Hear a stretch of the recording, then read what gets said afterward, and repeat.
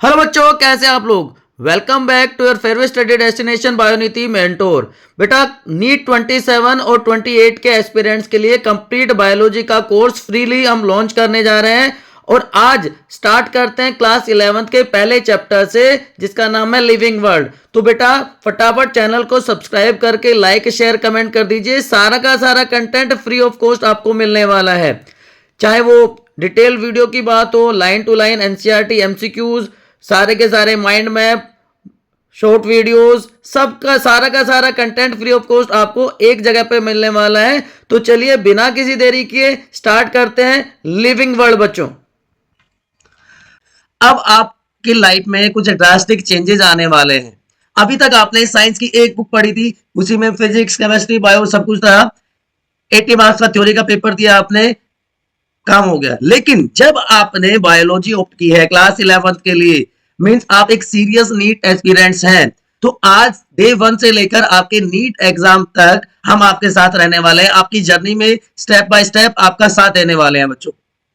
सिर्फ आपको बायोनीति पर सब्सक्राइब करके लिंक को शेयर कर देना है, जिससे कि आपके सारे फ्रेंड्स भी इन फ्री कोर्सेज का फायदा उठा सके।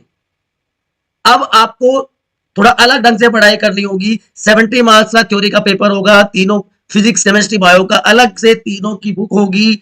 और बायो की इंपॉर्टेंस क्यों बढ़ जाती है बेटा, नीट का एग्जाम 720 मार्क्स का होता है, 360 मार्क्स की बायोलॉजी आती है, 50%। तो आप इसको स्किप नहीं कर सकते, ठीक है ना। अब कुछ बच्चे कहेंगे सर क्या पढ़ना है, कैसे पढ़ना है, उसके लिए बच्चों एक अलग से वीडियो आपके लिए बना दूंगा। अभी सिर्फ आपको जो मैं करवाता जा रहा हूं उसके हिसाब से चलते जाइए। तो आज का पहला चैप्टर स्टार्ट करते हैं, लिविंग वर्ल्ड। ये फैसिनेटिंग वर्ल्ड है, आपने देखा है बहुत सारे अलग अलग टाइप के ऑर्गेनिजम्स हैं। और आपने प्रीवियस क्लास में बच्चों ये भी पढ़ा है कि what are the basic differences between living and non living, है ना। क्या बेसिक डिफरेंसेस होते हैं दोनों में। चलिए एक क्विक रिकैप कर दीजिए कि लिविंग थिंग्स ग्रो करती हैं, दे रेस्पायर, रेस्पिरेशन शो करती हैं, उनमें रिप्रोडक्शन होता है ना, और मेटाबॉलिज्म शो करती हैं। इस तरह से बहुत सारे आपने डिफरेंसेस लिविंग और नॉन लिविंग के पढ़े थे। अब मैं एनसीईआरटी का ही एक रिकॉल आपसे करवाता हूं, जो आपकी 10th क्लास की एनसीईआरटी में क्लियरली लिखा हुआ था। What is the first criteria to decide whether something is living और नॉन लिविंग। बताइए बताइए बताइए बताइए। रेस्पिरेशन, रेस्पिरेशन पहला क्राइटेरिया होता है। तो इन्हीं चीजों को थोड़ा और डिटेल में हम डिस्कस करेंगे और अच्छे ढंग से इनको समझेंगे। तो नॉन लिविंग थिंग्स में बच्चों लाइफ नहीं होती, लेकिन सारे के सारे लिविंग ऑर्गेनिजम्स में लाइफ होती है। तो इसीलिए जितने भी लिविंग ऑर्गेनिज्म है, वेदर दे आर यूनिसेलुलर और मल्टीसेलुलर, सिंपल ऑर्गेनिज्म हो चाहे कॉम्प्लेक्स ऑर्गेनिज्म हो, उनमें क्या होता है, ये कुछ यूनिक फीचर्स होते हैं जो उनको डिफरेंट बना देते हैं। किनसे? Yes, from non living things. तो आज मेनली इन 5 वर्ड्स के बारे में बात करेंगे। Consciousness, growth, cellular organisation, metabolism and reproduction, जो बेसिकली अलग करते हैं लिविंग और नॉन लिविंग ऑर्गेनिजम्स को। लेकिन लेकिन सर ये तो हमने पहले भी पढ़ा हुआ है, लेकिन इसलिए बोला बच्चे, अब 2 तरह के फीचर्स होते हैं, defining and non defining. Non defining क्या होता है सर? ये नॉन डिफाइनिंग, डिफाइनिंग ऐसा फीचर, ऐसा कैरेक्टरिस्टिक जो यूनिवर्सल हो, सबके लिए एप्लीकेबल हो, या आप सिंपल वर्ड में कह सकते हो जिसका कोई एक्सेप्शन ना हो, वो क्या कहलाएगा? Defining feature. और ऐसे फीचर जिनके एक्सेप्शंस हो, जो यूनिवर्सली अप्लाई नहीं कर सकते, वो क्या हो जाएंगे? वो क्या हो जाएंगे? Non defining features. तो अभी मैं एक एक एग्जांपल आपके लिए लिख देता हूं, फिर उसको हम आगे डिस्कस करेंगे। कि मेटाबॉलिज्म मैं कह रहा हूं कि डिफाइनिंग फीचर है, and reproduction is non defining feature. ये हम लिविंग ऑर्गेनिजम्स की बात कर रहे हैं बच्चों। लिविंग ऑर्गेनिजम्स में मेटाबॉलिज्म डिफाइनिंग फीचर है और रिप्रोडक्शन नॉन डिफाइनिंग फीचर है। ठीक है, याद रहेगा। चलिए अब पहला फीचर हम बात कर लेते हैं ग्रोथ। लिविंग ऑर्गेनिज्म चाहे वो यूनिसेलुलर है चाहे वो मल्टी सेलुलर है, वो क्या शो करेंगे, ग्रोथ शो करेंगे, ये आप सबको पता है। तो ग्रोथ इज डिफाइनिंग और नॉन डिफाइनिंग फीचर, बताइए डिफाइनिंग है कि नॉन डिफाइनिंग फीचर है ग्रोथ। अब ग्रोथ होती क्या है, इरिवर्सिबल इंक्रीज इन मास, उसी को तो क्या कहते हैं, ग्रोथ कहते हैं। ठीक है, अब multi cellular organism divide by cell division, जबकि यूनिसेलुलर में क्या होता है, यूनिसेलुलर ऑर्गेनिज्म में एक ही सेल है तो सेल का डिवीजन नहीं होता। ठीक है, अब प्लांट और एनिमल्स में भी जो ग्रोथ का पैटर्न है वो डिफरेंट होता है, लेकिन अभी हम बात करेंगे पहले यूनिसेलुलर और मल्टी सेलुलर ऑर्गेनिजम्स की। तो in multi cellular organism and in unicellular organism mainly division किसके थ्रू होगा, सॉरी ग्रोथ किसके थ्रू होगी, सेल डिवीजन के थ्रू। लेकिन यूनिसेलुलर ऑर्गेनिजम्स में cell division itself is a mode of reproduction, वो डिवाइड करके ही तो रिप्रोड्यूस करते हैं, चाहे हम फ्रेगमेंटेशन की बात करें चाहे हम रीजनरेशन की बात करें। तो यहां पे cell division itself is a mode of reproduction, इसीलिए डिवीजन मतलब ग्रोथ एंड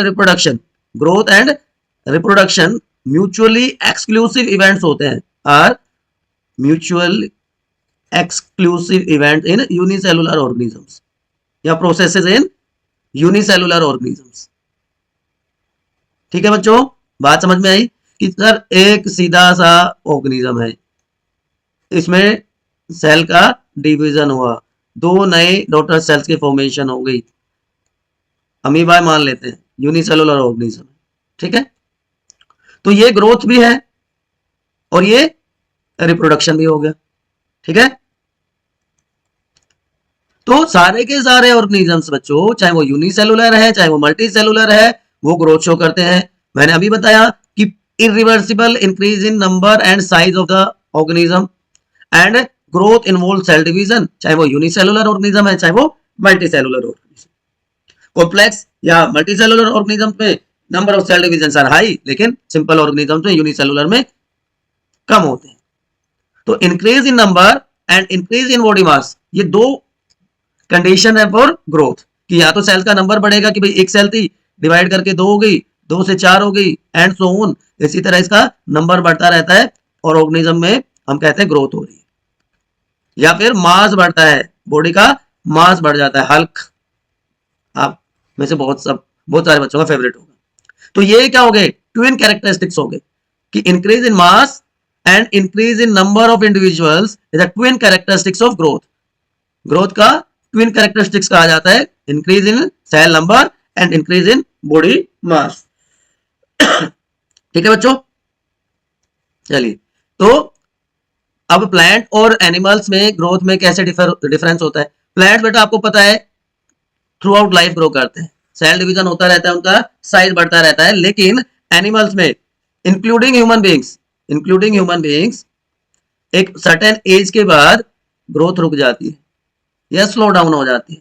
ठीक है, लेकिन सेल डिवीजन होता रहेगा क्योंकि जो सेल्स हैं उनका एक पर्टिकुलर लाइफ स्पैन होता है, या सेल्स डैमेज हो जाती है तो उन सेल्स को रिप्लेस करने के लिए, उन लॉस्ट सेल्स को रिप्लेस करने के लिए सेल डिवीजन होता रहता है।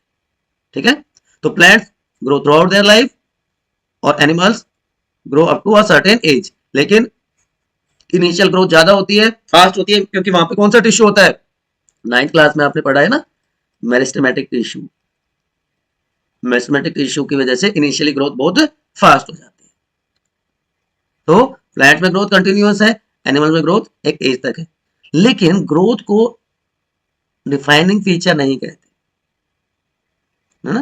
क्यों नहीं कहते, आप में से कोई सोच सकता है, आप कहोगे सारे के सारे लिविंग ऑर्गेनिज्म तो ग्रोथ करते हैं, लेकिन बच्चों यहाँ पे ग्रोथ से मतलब होता है इंटरनल ग्रोथ, या जिसको हम प्रोटोप्लाज्मिक ग्रोथ कहते हैं। इंटरनल या प्रोटोप्लाज्मिक ग्रोथ होना जरूरी है। दो तरह के सब्सटेंसेस होते हैं, प्रोटोप्लाज्मिक सब्सटेंसेस और एपोप्लाज्मिक सब्सटेंसेस। एपोप्लाज्मिक क्या होते हैं? जो नॉन लिविंग मटेरियल्स होते हैं, है ना, उसको हम क्या कह देते हैं? एपोप्लाज्मिक सब्सटेंसेस। कि भाई सेल वॉल है, फाइबर्स हैं कनेक्टिव टिश्यू के, बोन का मैट्रिक्स है, कार्टिलेज है, ये सारे कैसे हैं? एपोप्लाज्मिक सब्सटेंसेस। तो आपके लिए मैं एक एग्जांपल लिख लेता हूं, सेल वॉल। और प्रोटोप्लाज्म आपको पता है, साइटोप्लाज्म और न्यूक्लियस। तो इंटरनल ग्रोथ में ये दोनों चीजें आ जाती है, प्रोटोप्लाज्मिक और एपोप्लाज्मिक सब्सटेंसेस। अब आपने ये पहाड़ देखा है, मान लीजिए ये इसका बेस है। अब इसमें ये एक लेयर है, इसके बाद इसमें डेब्रिस इकट्ठा हो गया, तो डेब्रिस के इकट्ठा होने की वजह से इसका डायमीटर बढ़ गया। तो क्या आप इसको ग्रोथ कहेंगे? Is it a pattern of growth? बताइए, ये ग्रोथ है क्या? Accumulation of non living matter is known as accretion. ये क्या हो रहा है? नॉन लिविंग आर्टिकल्स की वजह से जो हमारे माउंटेन्स हैं उनका साइज बढ़ जाता है। आपने सुना होगा एवरेस्ट, माउंट एवरेस्ट पर पिछले कुछ सालों में बहुत सारे लोग जाने लगे। या सिंपल माउंटेन्स की बात कर लें, हमने हिल एरिया बात कर लें, वहां पे बहुत सारे टूरिस्ट जाने लगे, वहां पे बहुत सारा डेब्रिस इकट्ठा होता है, पोल्यूशन होता है, जिसकी वजह से अल्टीमेटली, बट वो जो कलेक्शन है डेब्रिस का, वो बेटा एक्सटर्नल कलेक्शन है ना, एक्सटर्नल या आउटर सरफेस पे होता है वो, इसलिए वो क्या नहीं है? ग्रोथ नहीं है। जो इंटरनल ग्रोथ होती है उसके लिए एक वर्ड यूज करते हैं हम, क्या वर्ड यूज करते हैं उसके लिए? इंट्यूसेप्शन।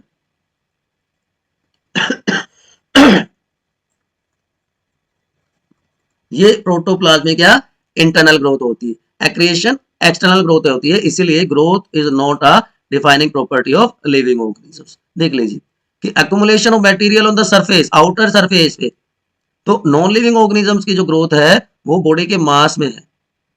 लेकिन हमने क्या कहा था? मास एंड सेल डिवीजन दोनों होने चाहिए। तो ग्रोथ इनसाइड इंटरनल है लिविंग ऑर्गेनिजम्स में, एक्सटर्नल है, एक्सट्रिंसिक है नॉन लिविंग ऑर्गेनिजम्स में। ठीक है, so it can not be taken as defining property of living organisms. बात समझ में आ गई? एक और नॉन डिफाइनिंग फीचर बता देता हूं। यस, मैंने स्टार्टिंग में एग्जांपल लिखा था, रिप्रोडक्शन। रिप्रोडक्शन होता क्या है? एबिलिटी है किसी भी ऑर्गेनिज्म की टू प्रोड्यूस प्रोजेनी मोर और लेस सिमिलर टू इटसेल्फ। अब एसेक्सुअल रिप्रोडक्शन में तो कार्बन कॉपी बन जाती है, क्योंकि वहां पे वेरिएशन नहीं होते, सिंगल पेरेंट इन्वॉल्व होता है, गैमेट फॉर्मेशन नहीं होती, जायगोट नहीं बनता। तो बेसिक डिफरेंसेस आपको पता है। तो जो ऑर्गेनिजम्स हैं दो तरह से रिप्रोड्यूस करते हैं, एसेक्सुअली एंड सेक्सुअली। लेकिन ये आ गया, तो इसलिए ये क्या हो गया? Non defining feature. हमने शुरुआत कहां से करी थी? जिसका एक्सेप्शन हो वो नॉन डिफाइनिंग, जिसका कोई एक्सेप्शन ना हो वो डिफाइनिंग फीचर कहलाता है। तो mule, worker bee, infertile human couples, they can not produce young ones, या वो रिप्रोड्यूस नहीं कर पाते हैं। इसलिए मेरे बच्चों, रिप्रोडक्शन भी डिफाइनिंग प्रॉपर्टी नहीं है लिविंग ऑर्गेनिजम्स की। ठीक है, याद रहेगा? पक्का? चलिए, तो जो रिप्रोडक्शन है वो लिविंग ऑर्गेनिज्म का कैरेक्टरिस्टिक तो है, लेकिन जैसे हमने डिस्कस किया कॉन्ट्राडिक्शन ग्रोथ में, इसलिए रिप्रोडक्शन की भी, क्योंकि उसके एक्सेप्शंस हैं, तो वो भी डिफाइनिंग फीचर नहीं होता लिविंग ऑर्गेनिजम्स का। अब ये देखिए यूनिसेलुलर ऑर्गेनिजम्स, जैसे चाहे वो अमीबा की बात करें हम, चाहे हम प्लेनेरिया की बात करें, वहां पे सिंपल जो डिवीजन है वो सफिशिएंट होता है। ठीक है, तो मैंने स्टार्टिंग में क्या बताया था? यूनिसेलुलर ऑर्गेनिजम्स में reproduction is synonymous to growth, कि growth and reproduction are mutually exclusive event, mutual events है। लेकिन किसमें? सिर्फ unicellular organisms, not applicable everywhere in living world. अब सेक्सुअल रिप्रोडक्शन में कॉम्प्लेक्सिटी बढ़ती है। कॉम्प्लेक्सिटी क्यों बढ़ती है? क्योंकि गैमीट फॉर्मेशन होती है, मेल और फीमेल गैमीट कंबाइन करके जाइगोट फॉर्मेशन कर देते हैं। जाइगोट में फिर एम्ब्रियो बनेगा, और उससे फिर ऑफस्प्रिंग की फॉर्मेशन हो जाएगी। ये अलग से चैप्टर है, उसमें हम डिस्कस करेंगे क्लास 12th में, पूरा sexual reproduction in flowering plants and human reproduction, वहां पर बात करेंगे। लेकिन जो सिंपल ऑर्गेनिज्म थे, स्टारफिश हो गया, प्लेनेरिया हो गया, इसमें इनको इटरनल कहा जाता है, मतलब अमर हो गए, ये तो अमर हो गए। क्यों? क्योंकि इनमें नेचुरल डेथ नहीं होती, there is no natural death. अब अगर मैं स्टारफिश की या प्लेनेरिया की बात करूं, तो आपने देखा है जो भी पार्ट लॉस्ट हो जाता है, जो भी पार्ट डैमेज हो जाता है स्टारफिश में, वो रीजेनरेट कर जाता है ना, या फ्रेगमेंटेशन हो जाती है। तो इसलिए ये मल्टी सेलुलर होते हुए भी asexual mode of reproduction show करते हैं। अब वो जो एग्जांपल्स मैं बता रहा था, जो एक्सेप्शन है, जो इसको नॉन डिफाइनिंग फीचर्स बना देता है, infertile human couple and worker भी, वो हमेशा स्ट्राइल होती है, वो ऑफस्प्रिंग्स प्रोड्यूस नहीं करती। एक क्लासिकल एग्जांपल, म्यूल, खच्चर सुना है आपने? आप माता वैष्णो देवी गए होंगे, वहां पे आपने सुना होगा, वहां पे देखे होंगे कि जो कुछ हॉर्सेस भी होते हैं, ठीक है, लेकिन कुछ हाइब्रिड जैसे होते हैं, ना गधा होता है ना घोड़ा होता है, उसको एक खच्चर कहते हैं। तो जब मेल डंकी और फीमेल हॉर्स, मेयर जिसको कहते हैं, वो आपस में अगर रिप्रोड्यूस करें, तो उसका जो रिजल्ट होता है, जो नया ऑर्गेनिज्म प्रोड्यूस होता है, वो होता है म्यूल, जो कि स्टेराइल होते हैं, they can not give birth to young ones. इसलिए reproduction is non defining feature. बच्चों याद रहेगा, बार बार मैं रिपीट कर रहा हूं वो वर्ड, जिससे आपका कंसेप्ट बिल्ड हो जाए, क्योंकि कुछ नई चीजें हैं आपके लिए। अगले फीचर की तरफ चलते हैं, metabolism. Sum total of all processes in a living organism is known as metabolism. बच्चों जितनी भी केमिकल रिएक्शन हो रही है आपकी बॉडी में, जितना भी फिजियोलॉजिकल प्रोसेसेस हो रहा है आपकी बॉडी में, उसको हम कंबाइंडली क्या कहते हैं? मेटाबॉलिज्म। तो sum total of all the chemical reaction in our body is known as metabolism, क्योंकि हमारा पूरी का पूरा जो शरीर है वो केमिकल्स का बना होता है, और इन केमिकल्स को हम यहाँ पे कहते हैं बायोमोलिक्यूल्स। ये भी अलग से चैप्टर है आपके लिए। तो ये सारा शरीर ही किसका बना हुआ होता है? बायोमोलिक्यूल्स का। तो चाहे वो सिंपल माइक्रो ऑर्गेनिज्म है, चाहे वो फंजाई है, चाहे वो प्लांट है, चाहे एनिमल है, सारे के सारे मेटाबॉलिज्म शो करते हैं। सीधी सी बात है भैया, एनर्जी की जरूरत सबको होती है, तो एनर्जी कहीं पे यूज होगी, कहीं पे उसकी फॉर्मेशन होगी, ठीक है ना। तो ये सारी की सारी प्रोसेसेस जो मिलके एक कलेक्टिव वर्ड बनता है, वो क्या है? मेटाबॉलिज्म है मेरे बच्चों, है ना। और बायोमोलिक्यूल वर्ड जो, जैसा कि मैंने बताया कि आपने कार्बोहाइड्रेट सुने होंगे, हाइड्रेट्स ऑफ कार्बन, कार्बोहाइड्रेट्स अलग अलग टाइप के होते हैं, मोनोसैकेराइड, और अभी मैं सिर्फ दो ही टाइप बता देता हूँ, पॉलीसैकेराइड, कि ये सिंगल है, ये बहुत सारे मिल जाते हैं, तो मतलब पोलीमराइजेशन रिएक्शन होती है। तो ये केमिकल जो है, मोनोसैकेराइड से पॉलीसैकेराइड बनता है, और पॉलीसैकेराइड टूट के मोनोसैकेराइड बना देता है। यहाँ पे केमिकल रिएक्शंस इन्वॉल्व हैं, देखिए आप यहाँ पर भी देख पा रहे होंगे, प्रोटीन जो फ्लो है वो होता है, एटीपी की फॉर्मेशन होती है, एटीपी को कहते हैं, yes, energy currency of the cell. तो क्लॉक वर्क है रिएक्शन का, जो हमें एनर्जी प्रोवाइड करता है। अब दो तरह की रिएक्शंस में बार बार आपके लिए वर्ड यूज कर रहा हूं, कि एक में ब्रेक डाउन होगा, एक में सिंथेसिस होगी। तो कैट से आप याद रखिए, कैट क्या करती है?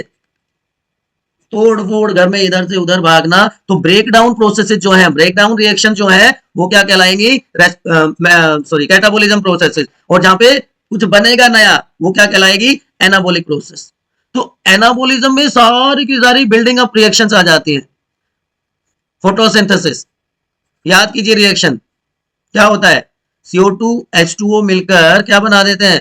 क्लोरोफिल और लाइट एनर्जी की प्रेजेंस में, सनलाइट की प्रेजेंस में क्या बना देते हैं? C6H12O6। अब ये भी बहुत सारे बच्चों को मिसकंसेप्शन है, बहुत सारे बच्चों को मिसकंसेप्शन है कि ये ग्लूकोज बनता है।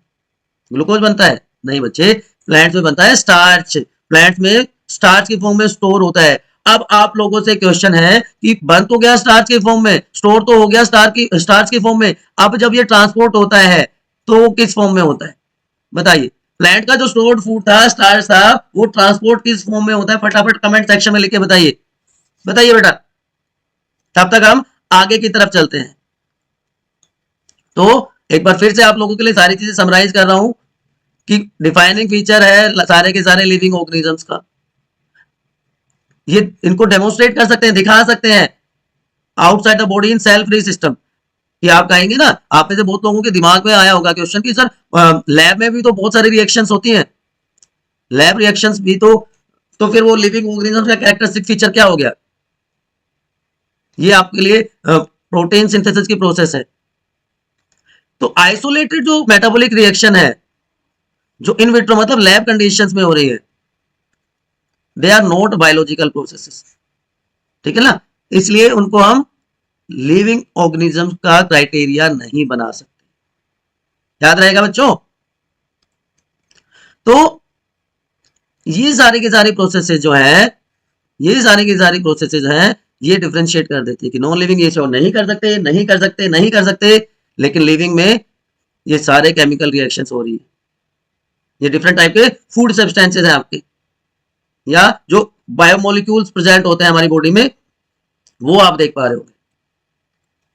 तो without exception absolutely it's defining feature of living organisms. ये जो लैब में हम कर रहे हैं, ये आइसोलेटेड रिएक्शंस हैं, आइसोलेटेड रिएक्शन है, नॉट बायोलॉजिकल प्रोसेसेस, ठीक है।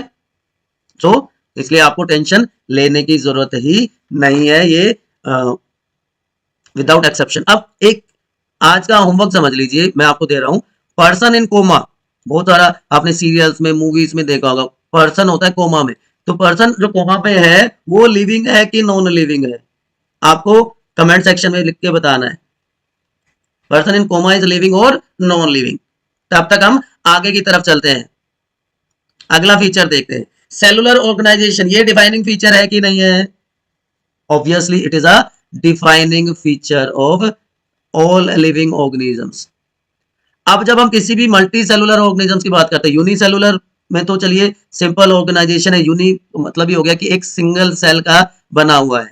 लेकिन जब ऑर्गेनाइजेशन बढ़ता है, कॉम्प्लेक्सिटी बढ़ती है, तो सिमिलर टाइप की सेल्स मिलकर टिश्यू बना देते हैं, सॉरी जिनका कॉमन ओरिजिन होता है। टिश्यू से ऑर्गन बनता है, ऑर्गन से ऑर्गन सिस्टम की फॉर्मेशन हो जाती है, एंड अल्टीमेटली ऑर्गेनिज्म बन जाता है। तो cellular division is the defining character of a living organism. Cellular organisation एक इंपॉर्टेंट फीचर है, इंपॉर्टेंट क्राइटेरिया है लिविंग ऑर्गेनिजम्स। क्यों? क्योंकि जो लिविंग ऑर्गेनिजम्स है ना बच्चों, लिविंग ऑर्गेनिजम्स बने होते हैं बहुत सारे कंपोनेंट्स के, large number of components are present in living organisms, ठीक है, जो कि एक दूसरे के साथ कोऑर्डिनेट करते हैं।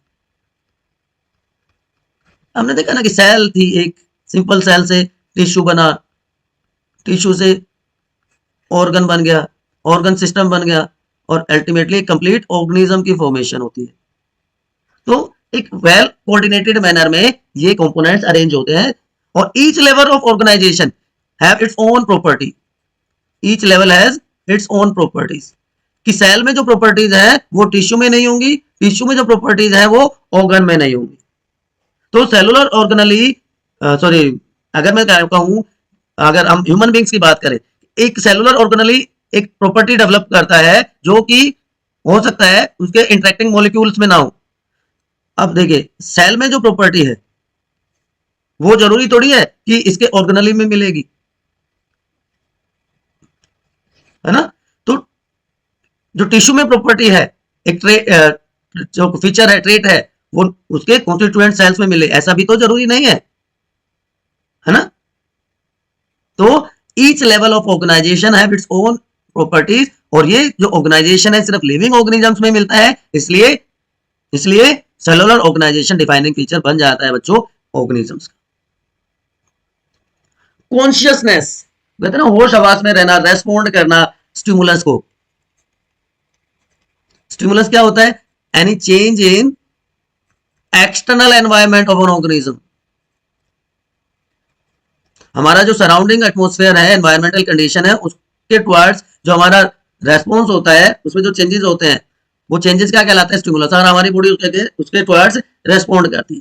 तो ये भी डिफाइनिंग फीचर हो गया लिविंग ऑर्गेनिजम्स का, कि हम अपने आसपास के एनवायरनमेंट को, सराउंडिंग को सेंस करते हैं, उसके अगेंस्ट रेस्पॉन्स देते हैं, और वो रेस्पॉन्स हर फॉर्म में हो सकते हैं, फिजिकल भी, केमिकल भी, बायोलॉजिकल भी। तो consciousness is again a defining feature of living organisms. ठीक है, ये भी डिफाइनिंग फीचर हो जाता है, क्योंकि जो रेस्पॉन्सिवनेस नेचर है वो यूनिक फीचर हो गया। हम सेंसिटिव हैं, हम रेस्पॉन्ड करते हैं स्टिमुलस के टुवर्ड्स, चाहे लाइट है, हीट है, साउंड है, हर चीज के टुवर्ड्स हम रेस्पॉन्स करते हैं। लाइट, वाटर, टेम्परेचर, पोल्यूटेंट्स, हमारी बॉडी किसी ना किसी फॉर्म में, फिजिकल फॉर्म में, केमिकल फॉर्म में या बायोलॉजिकल फॉर्म में इसके टुवर्ड रेस्पॉन्स करती है। वो रेस्पॉन्स पॉजिटिव भी हो सकता है, वो रेस्पॉन्स नेगेटिव भी हो सकता है, it is totally different, but response show होता है। तो स्टिमुलस मैंने स्टार्टिंग में बताया आपको, कोई भी ऐसा चेंज जो हमारे एक्सटर्नल एनवायरनमेंट में होता है, एक्सटर्नल एटमॉस्फेयर में होता है, वो क्या कहलाता है, वो कहलाता है बच्चों स्टिमुलस। तो इसलिए consciousness is defining feature. Only human beings are self conscious, only humans are self conscious, इसके अलावा कोई भी ऑर्गेनिज्म सेल्फ कॉन्शियसनेस शो नहीं करता। तो ये एडिशनल फैक्टर है, अपने खुद की अवेयरनेस के बारे में पता है, बाकी एनिमल्स को अवेयरनेस नहीं होती। ठीक है बच्चों, तो हम सिर्फ सेल्फ कॉन्शियस शो करते हैं। तो ये 5 फीचर्स की हमने बात करी बच्चों। हमने बात करी रिप्रोडक्शन की, हमने बात करी मेटाबॉलिज्म की, हमने बात करी ग्रोथ की, हमने बात करी कॉन्शियसनेस की, और क्या रह गया एक, 5 फीचर्स की हमने बात करी, कौन सा रह गया बताइए फटाफट। क्या फीचर था भाई हमारा 5वां, सेलुलर ऑर्गेनाइजेशन। आप याद नहीं रखते बेटा, बहुत सारे बच्चे कमेंट मारेंगे सर आपको भी तो याद नहीं रहा, सेलुलर ऑर्गेनाइजेशन। तो ये फर्स्ट पार्ट हमने कंप्लीट किया बच्चों, लिविंग वर्ल्ड चैप्टर है आपका, और उसका लेसन 1, टॉपिक 1, जो भी आप कहना चाहें कह सकते हैं। अगले पार्ट में हम बात करेंगे डाइवर्सिटी की, लेक्चर 2 में हम बात करेंगे diversity in living organisms. But उससे पहले आपको क्या करना है, आपको एक मैंने क्वेश्चन दिया है होमवर्क में, तो उसका आंसर आपके अपने स्टडी चैनल बायोनिति पर कमेंट सेक्शन में देना है। बहुत सारे बच्चे नए ऐड हो रहे हैं, वीडियो देख लेते हैं, लेकिन अरे सब्सक्राइब क्या करना है। अगर बेटा आप सब्सक्राइब नहीं करेंगे तो आपको नोटिफिकेशन का पता नहीं चलेगा कि कब नेक्स्ट वीडियो आ गया, कब और कोई इंपॉर्टेंट इंफॉर्मेशन आ गई। तो सब्सक्राइब करके नोटिफिकेशन आइकन को, बेल को दबा दीजिए, लाइक कीजिए, और अपने फ्रेंड्स के साथ भी शेयर कर दीजिए, जिससे कम्युनिटी में, एक ग्रुप में हेल्दी डिस्कशन होता है तो वो सबके लिए बेनिफिशियल होता है बच्चों। तो आपको 4 काम करने हैं, सब्सक्राइब करना है, लाइक करना है, शेयर करना है, और कमेंट करना है उस आंसर को भी। उसके अलावा भी कोई आपका डाउट है तो आप पूछ सकते हैं। ठीक है बच्चों, आज के लिए इतना ही करते हैं, या इसी टॉपिक को आगे हम कंटिन्यू करेंगे। ठीक है, डाइवर्सिटी हम पढ़ेंगे।